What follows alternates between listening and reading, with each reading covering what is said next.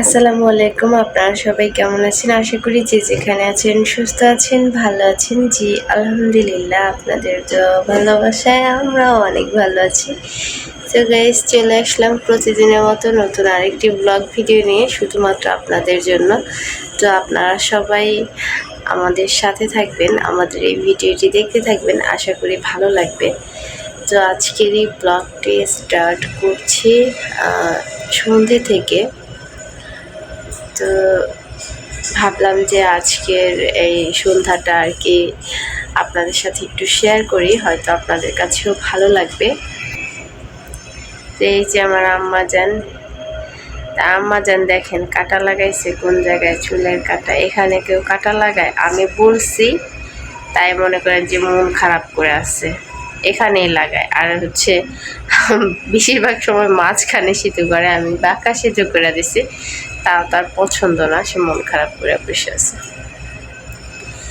তো আজকে হচ্ছে আপনাদের ভাইয়া আমার কাছে একটা খাবার খাইতে চাইছে, সন্ধ্যার নাস্তা আর কি। তো এরপরে আমার আর কি হাতে একটু সমস্যা হয়েছে, হাতে বলতে আমার হাত কাইটে গেছে, যেটা আর কি সত্য কথা। তো হাতে একটা আঙুল কাইটে গেছে হঠাৎ করে। হচ্ছে আমি রান্না করার সময় তরকারি কাটতেছিলাম দুপুরে, তো তখন হচ্ছে আমার হাতটা কাইটে গেছে বটিতে, আঙুল আর কি। তো এরপরে হচ্ছে তেমন বেশি কাটে নাই, তো কমই কাটছে, কিন্তু কাটছে। তো দেখা যায় এমনিতে নর্মালি সব কাজ টাজ আমি ওটা নিয়ে করতে পারছি, কিন্তু আপনাদের ভাইয়া হচ্ছে সন্ধ্যায় যে নাস্তা নিয়ে আসছে, তো আমাকে বললো যে এগুলো আর কি বানায় দাও। তো ওই সময় আমি পারতেছিলাম না ওরকম করে। তো তারপরে আর কি কী হইলো, আপনাদের ভাইয়া আমাকে কি বললো আর কি, হুট করে রাগ হয়ে গেছে। অবশ্য ও তো ওরকম করে জানতো না যে আমার হাতটা কাইটে গেছে। তো যাই হোক, সেটাই আপনাদের সাথে আজকে আমি শেয়ার করব। অবশ্য না জানা থাকলে এমনই হয়।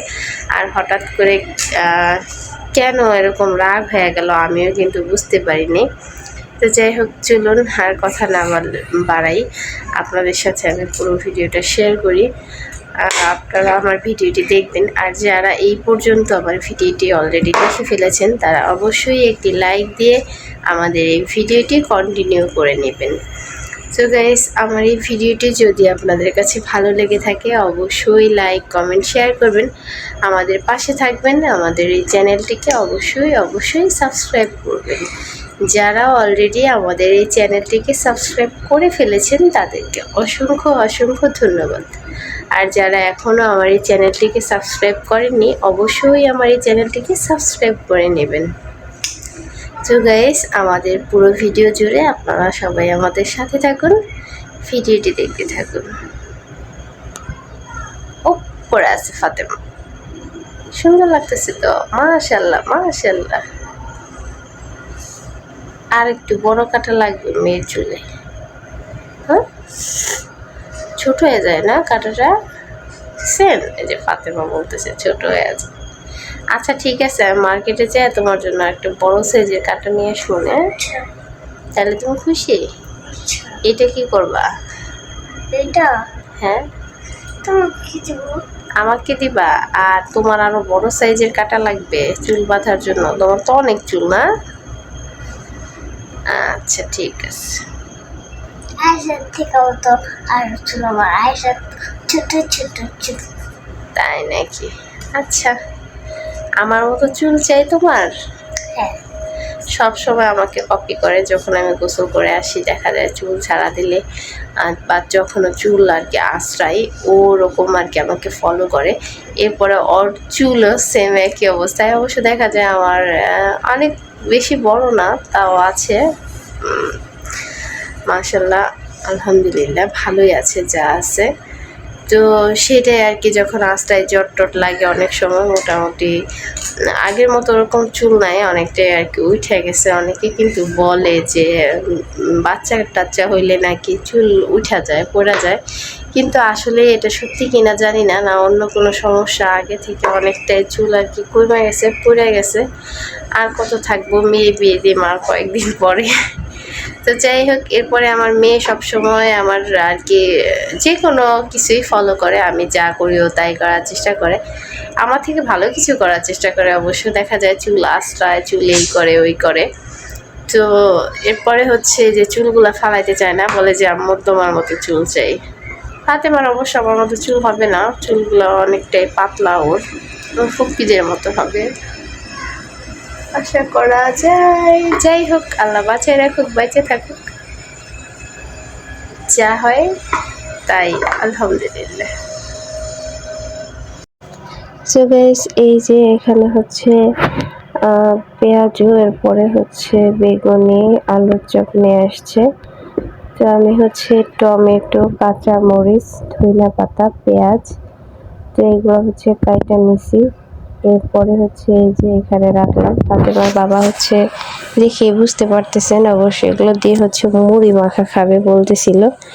এরপরে হচ্ছে আমি কাটছি, তো ওনাকে ওরকম করে আমার বলা হয় নাই, বলি নাই আর কি যে আমার হাতটা যে কাইটে গেছে, একটু কষ্ট করেই কাটছি। তো যাই হোক, যেহেতু নিয়ে আসছে, সাথে হচ্ছে বুট আছে, তো বলতেছি যে আজকে মুড়ি মাখাও, মুড়ি খাবো। তো এগুলা যেহেতু নিয়ে আসছে, এরপরে কাইটে নিলাম খুব সুন্দর করে, যে আস্ত 2টা মরিচ নিছি, কারণ ফাতেমা যেহেতু অতটা ঝাল খেতে পারবে না। তো যাই হোক, এই যে দেখেন আমার হাতটা কিন্তু কাইটে গেছে, বোঝা যাইতেছে কিনা আমি জানি না, ওই যে মানে একটু ডাবায়া কাটছে, ছোট্ট করে আর কি ডাবায়া কাটছে। তো এখন আমি কিভাবে, এইগুলো তো কাইটা নিছি, কিন্তু মা খাবো কিভাবে, যখন মরিচটা ডলা দিব তখনই তো আর কি আমার হাতে আর কি সমস্যা। কাটছি, তাতে অবশ্য জ্বলতেছে।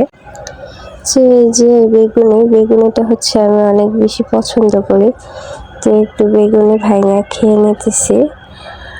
আর যেটা বলতেছিলাম, হাতটা অবশ্য কাটা, কিভাবে মুড়িটা মাখবো কিছুই বুঝতে পারতেছি না। তো এরপরে হচ্ছে আমি আপনাদের ভাইয়াকে বললাম যে আমার তো হাত কেটে গেছে, ও বিশ্বাস করে নাই। ও বলতেছিল যে কখন কাটছে, আচ্ছা মুড়ি মাখা খাইতে চাইছি তাই এই কথা বলতেছো, মুড়ি মাখার দরকার নেই, আমি মুড়ি মাখা খাবো না।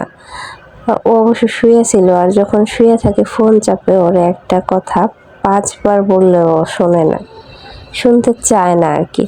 তো যাই হোক, এরপরে হচ্ছে প্রথমত বিশ্বাস করে নাই, তারপরে বললাম, দেখাইলাম। এরপরে হচ্ছে এই যে দেখেন উঠছে অবশ্য, ওইটা হচ্ছে যে এগুলা আর কি মাখাইবো। যে এখন এই যে হাতে নিয়ে বসে আছে, বলতেছে যে এখানে তো ডিমের চপ ছিল, তুমি কি খাইছো কিনা? তো আমি বললাম না, আমি তো খাই নাই। বলে তাহলে ডিমের চপ কই, মেয়ের জন্য যে 2 পিস ডিমের চপ নিয়ে আসছি। তো আমি বলতেছি সত্যি তুমি নিয়ে আসো নাই? আর ও বলছে না, আমি তো নিয়ে আসছি। তো যাই হোক, হয়তো দোকানদারের আর কি মিস্টেক করছে। এরপরে হচ্ছে এই যে এগুলা দিয়ে আর কি মাখাইতেছে।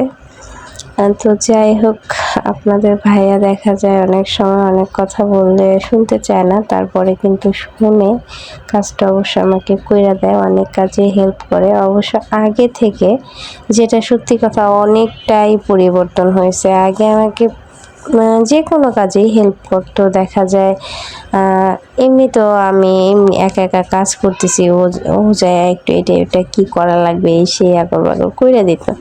তো এখন না, ওরকম আগের মতো নাই, ফ্রি থাকলে ওই ফোন নিয়ে ব্যস্ত থাকবো। এরপরে বাকিটা হচ্ছে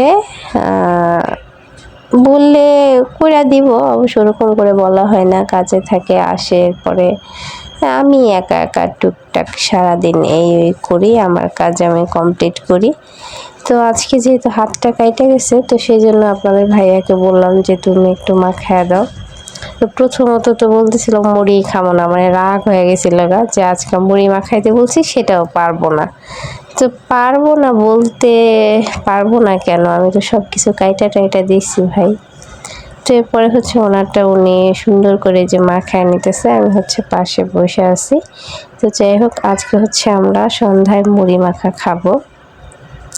তো অনেক সময় এরকম কিছু বিষয় আছে, আমি তো ভয় পেয়ে গেছিলাম যে হায় রে, রাগ করে আজকে মুড়ি খাইবো না, কিন্তু আমার তো হাত কাটা, আমি এই যে সুন্দর করে যে মাখায় নিতেছে, এটা তো আমার দ্বারা সম্ভব হইতো না। তো যাই হোক, না বললে অনেক কথা এরকম হয়। তো হঠাৎ করে আপনাদের ভাইয়া রাগ করছে, তখন কিন্তু আমার খুব খারাপ লাগছিল যে আমার হাতটা কাটা দেখে তো আমি বলছি। তো যাই হোক, এই যে আমরা এখন হচ্ছে মুড়ি খাবো সবাই মিলে।